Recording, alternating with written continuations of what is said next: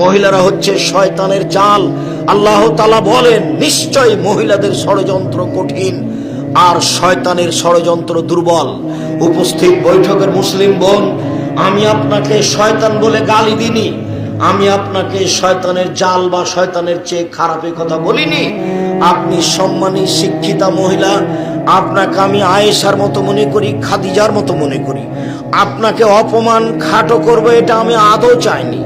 আমি আপনাকে খাটো করব কেন? আপনাকে আমি খাদিজা আয়েশার মতো মনে করি।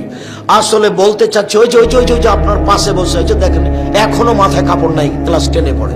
এই হলো শয়তান, এটাই শয়তান, এটাই।